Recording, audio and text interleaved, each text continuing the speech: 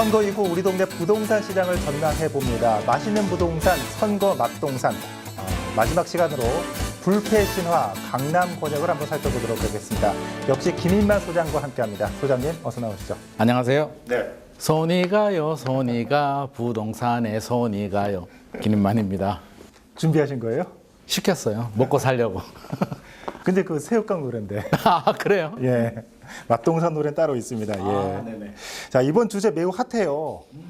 강남 집값 민선 8개도 불패할까인데, 갑자기 좀 궁금해졌어요.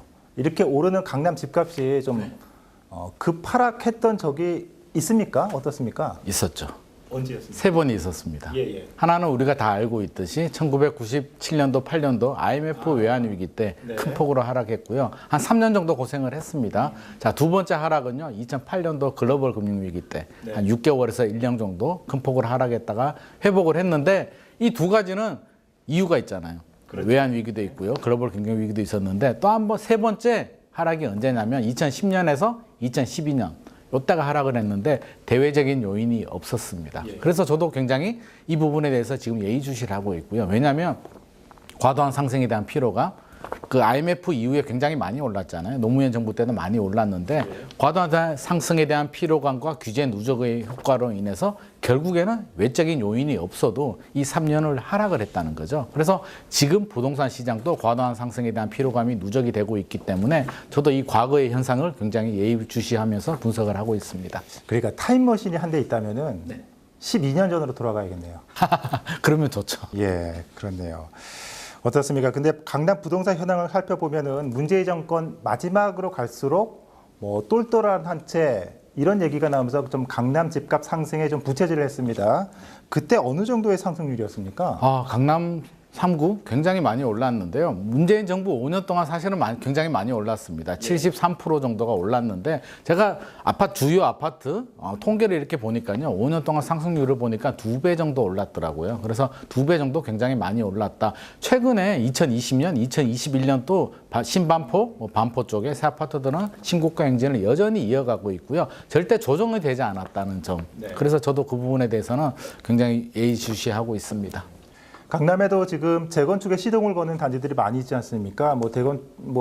대표적으로 은마 아파트가 있는데 이곳은 그동안 재건축에 왜 이렇게 지지부진했던 겁니까? 은마 아파트가 굉장히 오래됐거든요. 1977년도인가요? 그때 지어서 재건축을 해도 벌써 했어야 되는데 왜 안 되고 있었냐라고 한다면 용적률이 일단 중요합니다. 용적률이 뭐냐면 우리가 땅이 있으면 얼마나 많이 지을 수 있느냐인데 옛날에 많이 안 지었으면 지금 재건축을 하면 많이 지을 수가 있으니까 일반 분양이 많이 나오고요. 사업성이 잘 나오는데 아쉽게도 은마 아파트는 용적률이 그 당시에 204%로 지었습니다. 그러면 지금 특별히 용적률 인센티브를 주거나 종상향을 시켜주지 않는다면 사업성이 잘 안 나옵니다. 250%로 지으면 50% 인센티브 용적률 상향 가지고는 사업성이 안 나오기 때문에 지지부진한 부분이 있고요.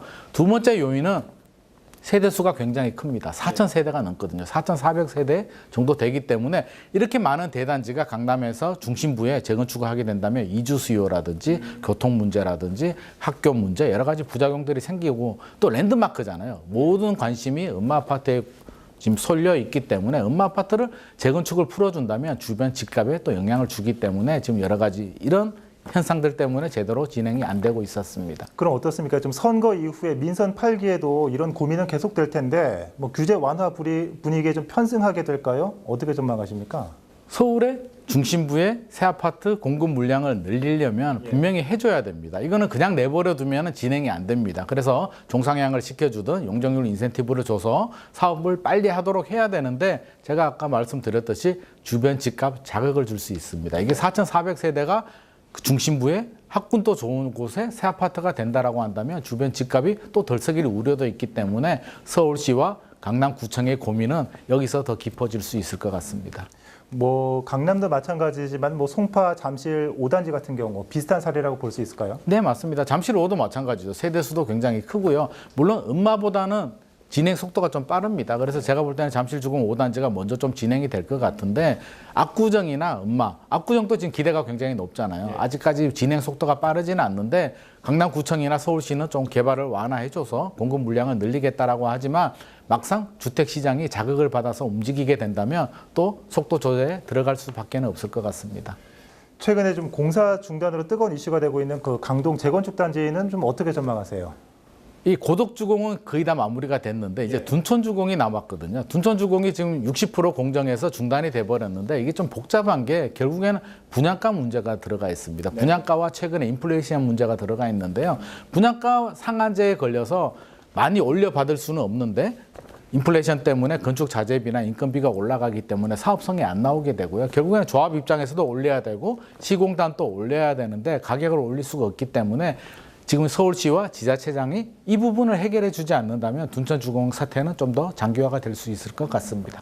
자, 1부, 2부 계속 여쭤봤는데 좀 정책도 바뀌고 규제도 좀 완화되고 있습니다. 강남 불패 신화 계속 이어질 거라고 보십니까? 장기적으로는 뭐 우리 강남을 대체할 수 있는 지역이 지금 나오지는 않고 있습니다. 그래서 장기적으로는 이렇게 가는 게 맞는데요. 단기적으로는 우리가 아까 이야기했잖아요. 과거에도 2010년, 12년도에 조정기가 있었고 그때도 강남이 많이 떨어졌습니다. 재건축 아파트들은 50% 정도 떨어졌고요. 일반 아파트들도 20, 30% 정도 조정이 됐기 때문에 한 2, 3년 후에 과도한 상승의 피로감, 금리 상승, 또 입주 물량이 늘어난다면 한 2, 3년 후에는 또 조정기가 한번 올 수도 있을 것 같아서 우리가 리스크 관리는 좀 해야 될 것 같습니다. 이거는 비단 강남 고적뿐만 아니라 서울시 전체 부동산 시장도 마찬가지로 적용할 수 있을까요? 서울 수도권 전체적으로 이렇게 봐야 될 것 같습니다. 마용성부터 노원 재건축 그리고 강남 불패 신화까지 살펴봤습니다. 우리 동네 선거 이후의 부동산 시장 짚어봤습니다. 선거 맛동산 지금까지 김인만 부동산 연구소의 김인만 소장과 함께했습니다. 소장님 오늘 말씀 잘 들었습니다. 감사합니다.